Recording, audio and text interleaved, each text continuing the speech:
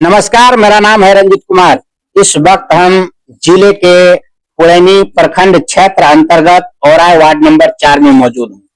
और यह जो आपको यह घर जो दिख रहा है, यह एक्स एसआई का घर है। और यहाँ पर जो है शनिवार के दिन एसआई जो है एसआई के पुत्र और पुत्र वधू के साथ जो घटना हुआ, वह घटना सुनने के बाद जिसने भी सुना उसकी कान फटी की फटी रह गई। जिसने भी देखा उसकी आंखें नम हो गई, क्योंकि एक एसआई के घर अगर इस तरह की आपराधिक घटना हो सकता है तो जनरली जो भी व्यक्ति है उसके साथ क्या हो सकता है।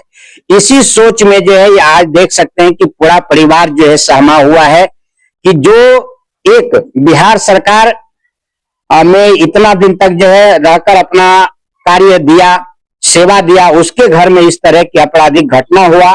उसके पुत्र और पुत्र वधू के साथ जो यह जघन्य अपराध हुआ, एक तरह से कह सकते हैं, क्योंकि लाखों का इनके साथ परिवार सहमा हुआ है। ये जो है एक्स एसआई है, क्या नाम हुआ आपका?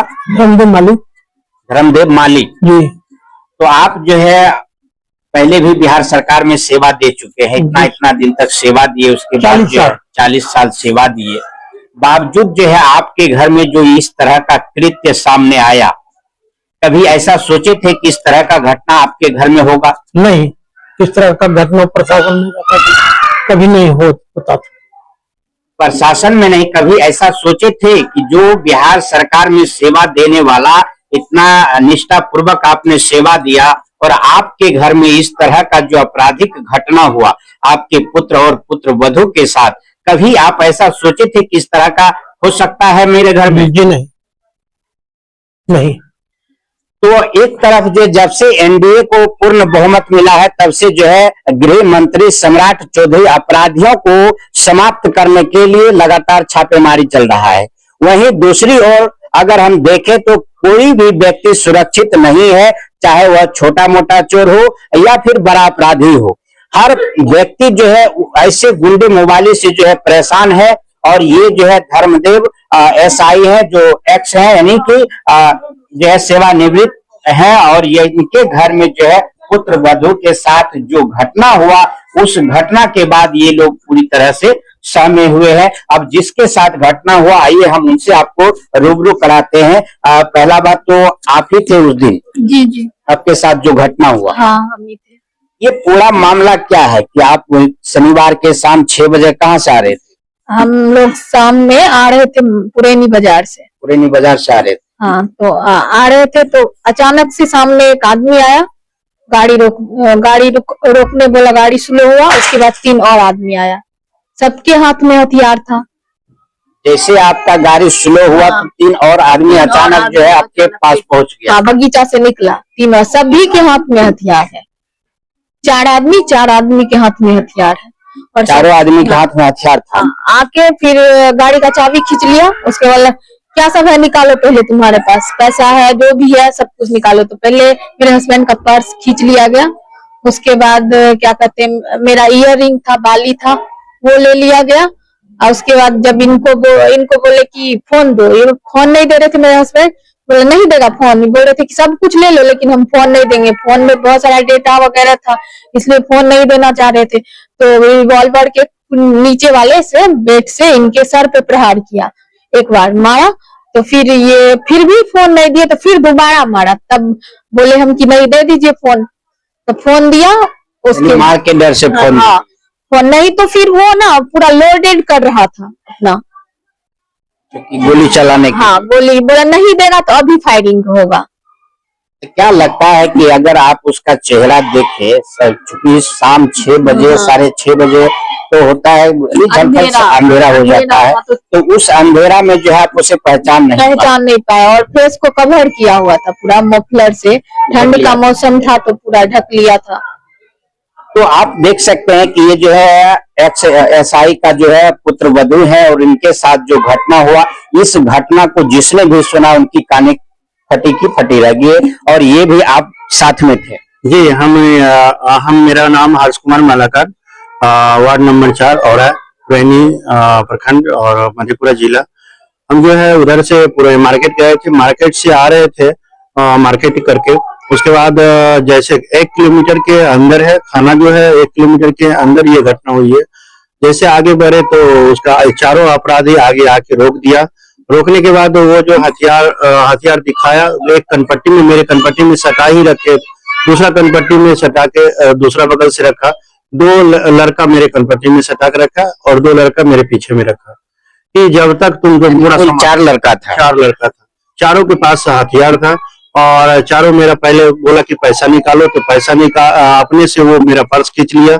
उसके बाद मेरे पैकेट में मोबाइल था, हमने उसको कितना समझाया कि मोबाइल नहीं मत लो और पैसा बोलेगा तो पैसा मंगवा देते, क्योंकि मोबाइल में बहुत सारा डाटा है और उसको मत लो। तो बोलता था कि नहीं, तुमको जो है मोबाइल देगा कि या गोली मार दे।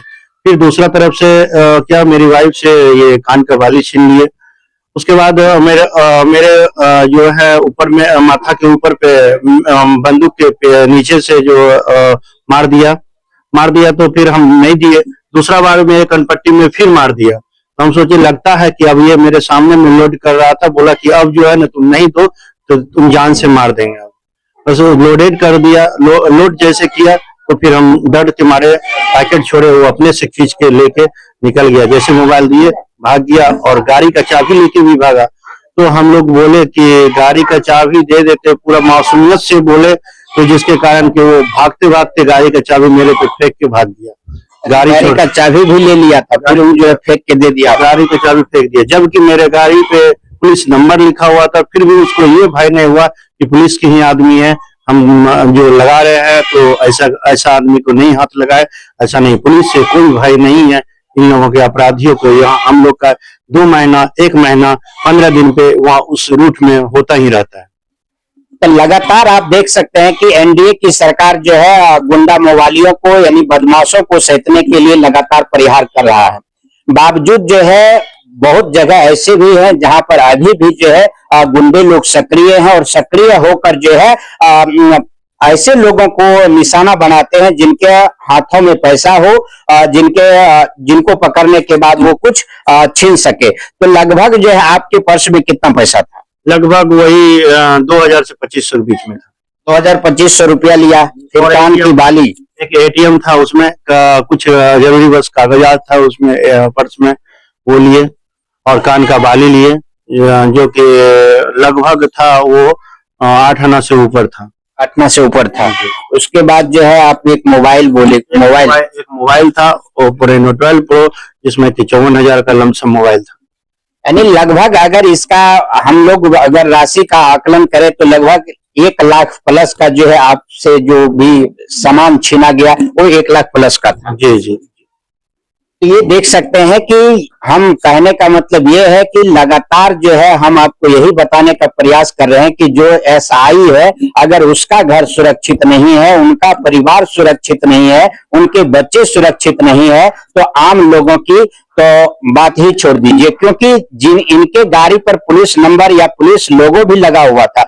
बावजूद जो है चोर को ये भय नहीं था कि ये किसी पुलिस के परिवार से है या किसी पदाधिकारी के परिवार से है, क्योंकि पुलिस का लोगो लगने के बाद भी लोग जो है अगर सहमते नहीं है तो इससे आप अंदाजा लगा सकते हैं कि आम लोग तो सुरक्षित बिल्कुल ही नहीं है। इसलिए हम सरकार और प्रशासन से चाहेंगे, क्योंकि ये जो भी घटना होता है ये घटना बताया जा रहा है कि महज थाना से 1 किलोमीटर के अंदर ही हुआ है।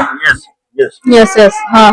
थाना के 1 किलोमीटर के अंदर जब हुआ है तो यानी कि कह सकते हैं कि पुलिस के नाकों के नीचे इस तरह का अगर घटना होता है, बावजूद जो है पुलिस अभी तक यानी कि लगभग जो है 72-76 घंटा के आसपास हो गया, 76 घंटा हो गया, लेकिन पुलिस ने एक ड्रेस कोड के अनुसार 5 अपराधी को पकड़े, हमको बुला के दिखाए। तो हम ड्रेस कोड के अनुसार से हम क्या बोल सकते हैं किसी अपराधी को, या वो उसको क्या पहचान सकते हैं? हम तो बताएंगे कि ड्रेस कोड बताएं, नकाब पहना हुआ था, चेहरा नहीं देखे, तो उसमें हमको मतलब ये मतलब कॉन्फिडेंस नहीं रहता है कि ये है कि और कोई है। कि ड्रेस कोड बताएं, उसका लंबाई बताएं, उसका मतलब उसका दुबलापन था, पतला था, लंबाई बताए सर को, एज भी बताए कि इस एज से सब नीचे थे, जब भी थे 21 से नीचे थे, चारों पांचों 21 से नीचे था। 21 से नीचे थे।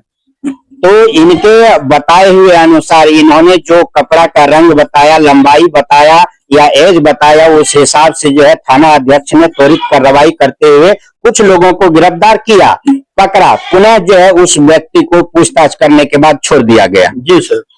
तो आप जो है आवेदन दिए, तो आवेदन पर अब तक जो कार्रवाई हुआ सिर्फ वही लोगों को पकड़ने के बाद, पूछताछ करने के बाद उसे छोड़। हाँ, आवेदन पे कोई ऐसा नहीं कि ऐसा तो एफआईआर तो होता है ना, ऐसा वो हम किसी का नाम नहीं उसमें दर्ज किया, फिर भी तो रोड एफआईआर होता है।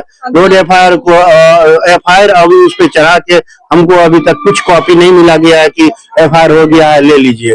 तो कोई एक सिर्फ एप्लीकेशन दिया हुआ है, उस पे सिर्फ अपराधियों को हमको पहचान करवाते हैं, बुलाते हैं, उसके बाद उस पे एफआईआर कुछ कार्रवाई नहीं हुआ है। अब उम्मीद क्या करते हैं प्रशासन से? अब आपका उम्मीद, या जैसे थाना अध्यक्ष की ये लापरवाही एक तरह से कहा जा सकता है, हालांकि कंफर्म नहीं बता सकते कि वो अभी तक एफआईआर हुआ या नहीं हुआ, बात हुआ था क्या है? ये कंफर्म हुआ है, शाम में 8 बजे तक रोके हम थाना पे कि एफआईआर कॉपी दे देंगे। फिर सुबह में जब बोले कि सर मेरे कॉपी दे दीजिए, मतलब शाम में, रात में बोले कि सुबह में 10 बजे चले जाएंगे, क्योंकि हम डीएसपी साहब से तो थोड़ा सा वार्तालाप करके तो फिर हम एफआईआर कॉपी देंगे। पता नहीं कि इसमें हम तो ये नहीं बोले हैं कि आपको इसका नाम फंसा दीजिए, उसका नाम फंसा दीजिए, ये भी नहीं बोल रहा है।